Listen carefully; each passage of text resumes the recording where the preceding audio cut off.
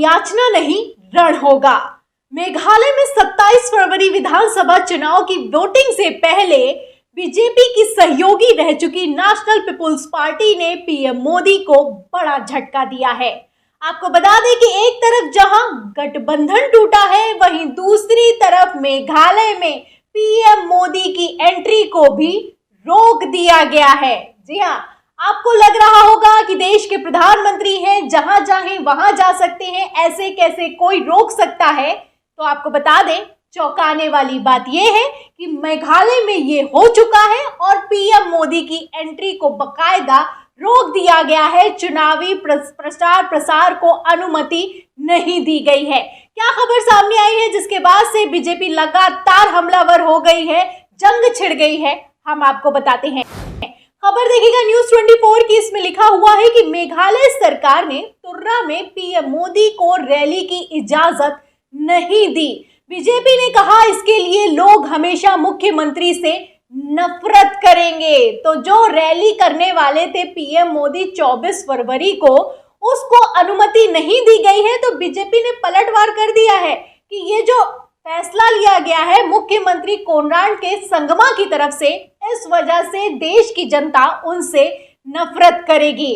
फिलहाल आपको बता दें कि ऐसा पहली बार नहीं हुआ है। बीजेपी के भी राज में कई जगह रैलियों को रोका गया है। अभी हाल ही में केजरीवाल की पंजाब में भी रैली को रोका गया था। खबरें भी निकलकर सामने आई थी। खबर आपको दिखाती हूँ।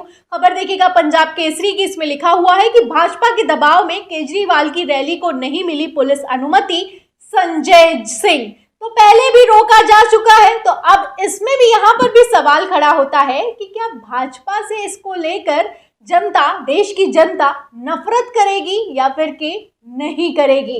फिलहाल मुद्दा क्या है उस पर वापस लौटते हैं। और 24 फरवरी की जो प्रधानमंत्री नरेंद्र मोदी की मेघालय की शानदार रैली होने वाली थी, उसको स्थगित कर दिया गया है। उसको अनुमति क्यों नहीं मिली है, उस पर बात करते हैं।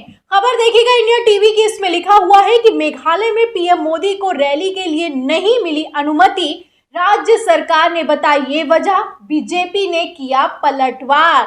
तो कैसे खेल गए हैं मुख्यमंत्री केंद्र सरकार के साथ, पीएम मोदी के साथ, उन्हीं की पिच पर सुनेगा। खबर में देखिएगा अंदर लिखा हुआ है कि मेघालय में 27 फरवरी को विधानसभा चुनाव होना है। चुनाव से पहले विभिन्न पार्टियों के दिग्गज प्रचारक रैली और जनसभाएं कर रहे हैं। तो ब्रांड मोदी हैं, बीजेपी के लिए तो प्रचार करने जाना बनता ही था। फिलहाल इसी बीच प्रधानमंत्री नरेंद्र मोदी की 24 फरवरी को रैली करने के लिए मेघालय जाने वाले हैं। हालांकि जिस स्टेडियम में पीएम मोदी को रैली जनसभा करनी थी, उसके लिए राज्य सरकार ने रैली की अनुमति नहीं दी है, अनुमति नहीं मिली है। निर्वाचन अधिकारी ने रैली स्टेडियम में न होने का कारण ये बताया है क्योंकि वहां निर्माण कार्य चल रहा है, इसलिए इतने बड़े स्तर पर रैली करना ठीक नहीं है। तो जिस स्टेडियम में रैली करने की अनुमति नहीं दी गई है, वहां का उद्घाटन हो चुका है।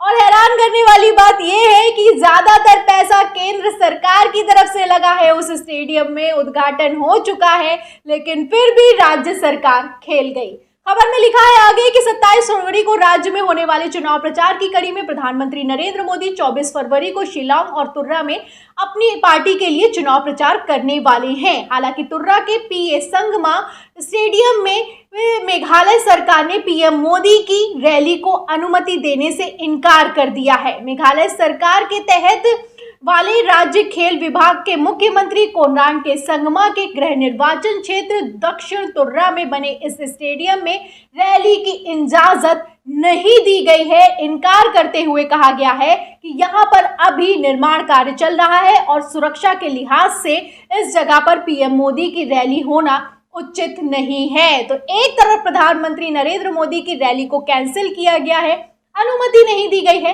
वहीं दूसरी तरफ बीजेपी की तरफ से हमला भी बोला गया है। बीजेपी ने क्या कहा है सुनिएगा। इसमें लिखा है कि इधर रैली की जगह नहीं दिए जाने को लेकर भारतीय जनता पार्टी ने राज्य की सत्तारूढ़ पार्टी पर जमकर हमला बोला है।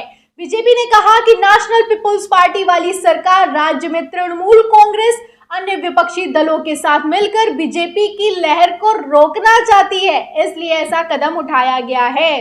तो आपको बता दें कि नेशनल पीपुल्स पार्टी वही पार्टी है जिससे भारतीय जनता पार्टी का हाल ही में गठबंधन टूटा है।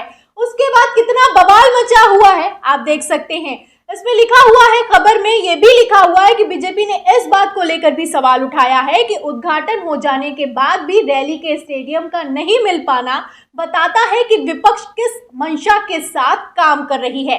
भाजपा के राष्ट्रीय महासचिव ऋतुराज सिन्हा ने कहा कि स्टेडियम के उद्घाटन के 2 महीने बाद सरकार इसे रैली के लिए अधूरा और अनुपलब्ध बताती है। इस बात से हैरानी होती है।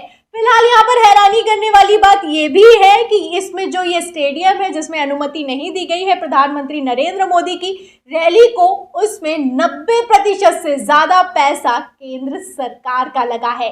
खबर में लिखा भी हुआ है कि इस स्टेडियम के निर्माण का 90% पैसा केंद्र की नरेंद्र मोदी सरकार ने दिया है।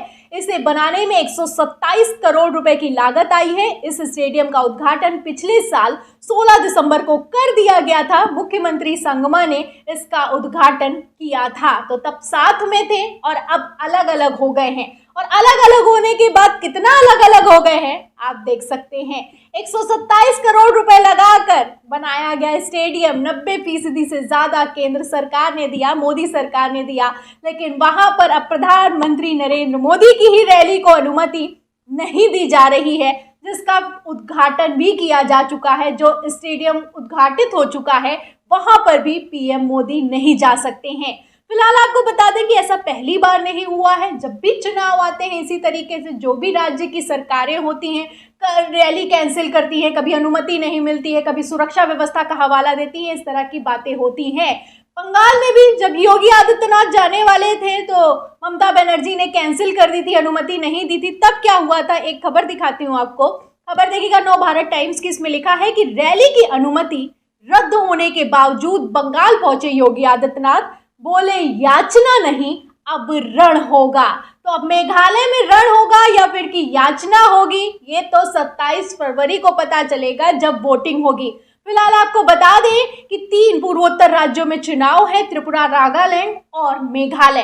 त्रिपुरा और नागालैंड में वोटिंग हो चुकी है 16 फरवरी को और मेघालय में वोटिंग होने वाली है 27 फरवरी को। इसी वोटिंग से पहले चुनाव प्रचार के लिए 24 फरवरी को जाने वाले थे पीएम मोदी, लेकिन उनकी यात्रा को, उनकी प्रचार प्रसार को रोक दिया गया है मुख्यमंत्री की तरफ से, राज्य की सरकार की तरफ से। इस पूरी खबर पर आपका क्या कहना है? आपको क्या लगता है कि जो पूर्वोत्तर के राज्यों में चुनाव हो रहे हैं इसमें किसका पल्ला भारी रहेगा? जो भी आपकी राय है हमें कमेंट बॉक्स में जरूर लिखें। वीडियो को ज्यादा से ज्यादा शेयर करें, सब्सक्राइबर बटन दबाएं, बेल आइकन दबाएं ताकि हर खबर की नोटिफिकेशन आप तक पहुंचती रहे। मैं प्रियंका, आप देख रहे थे ऑनलाइन न्यूज इंडिया। फिर मिलते हैं अगली खबर के साथ, तब तक के लिए धन्यवाद। इस खबर को अभी लाइक करें, शेयर करें, अभी चैनल को सब्सक्राइब करें और घंटी जरूर दबाएं।